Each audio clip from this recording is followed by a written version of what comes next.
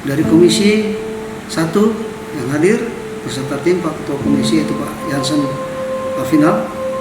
Tinal ya, itu sangat responsif betul, sangat mendukung, antusias, ingin melakukan bantuan-bantuan kepada Lapas Abipura. Seperti contoh bantuan yang pernah dilakukan.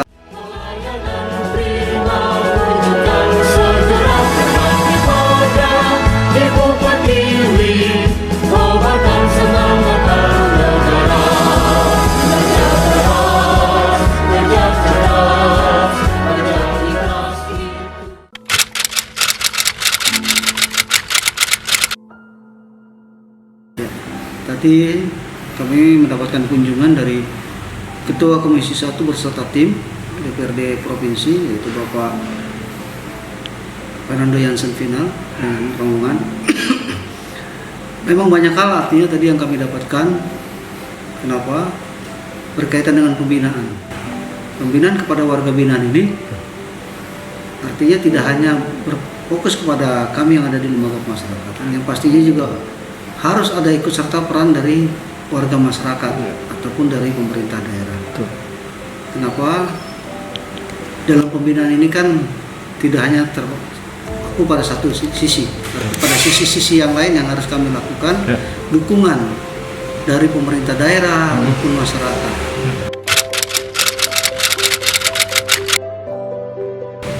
Pasti beliau tadi sangat merespon positif pembinaan yang sudah kita lakukan di Lapas Abipura, dan pasti mereka juga artinya tadi berjanji ingin memberikan bantuan agar pembinaan yang ada di Lapas Kelas 2 Abipura ini lebih meningkat lagi, lebih maju lagi.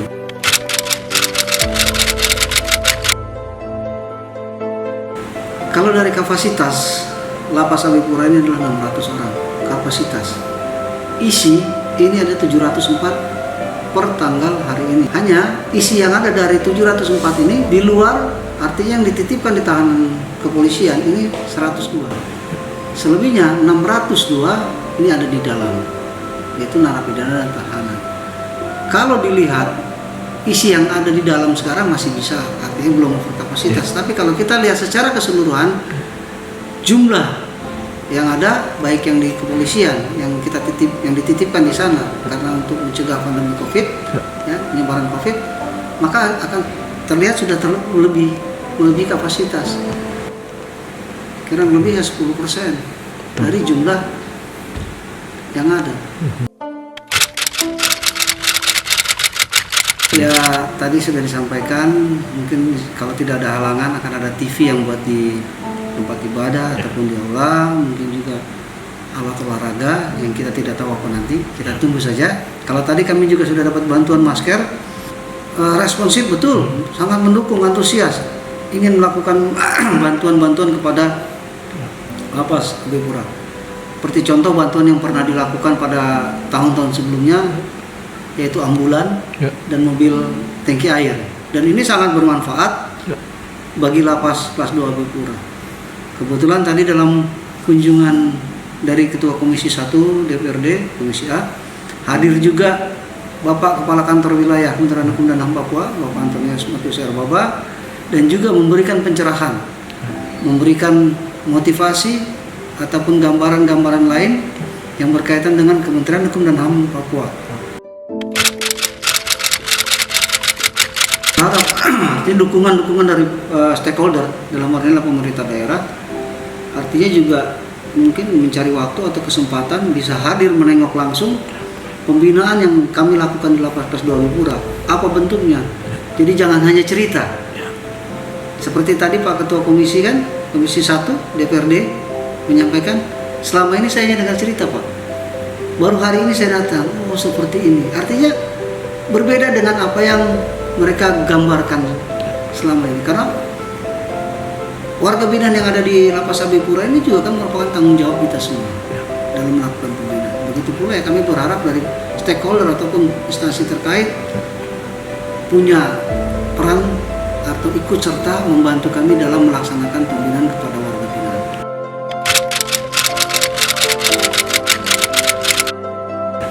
Bagi contoh, kita juga sudah melakukan pelatihan kerjasama dengan PUPR yang pernah dilaksanakan oleh Kanwil, dan kami teruskan pelatihan ini yang kami laksanakan sendiri. Artinya apa? Dengan pelatihan-pelatihan ini otomatis mungkin instansi terkait yang lain melihat, mengetahui, bisa juga ikut. Paling tidak kita menyampaikan kepada masyarakat bahwa yang ada di dalam lapas ini perlu kita lakukan pembinaan. Betul.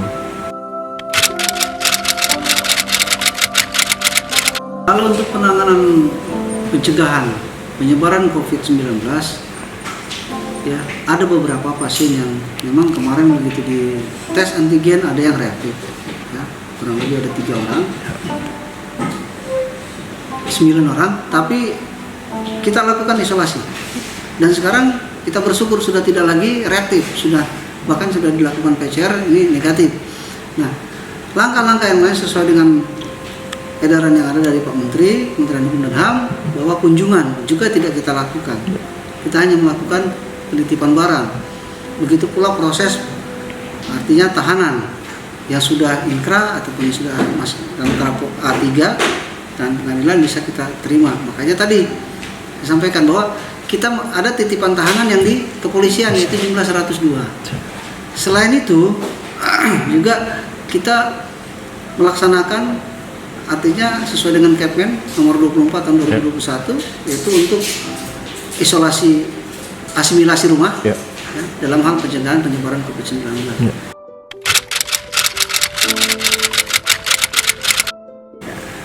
Berkaitan dengan jumlah ASN yang ada di lapas kelas 22,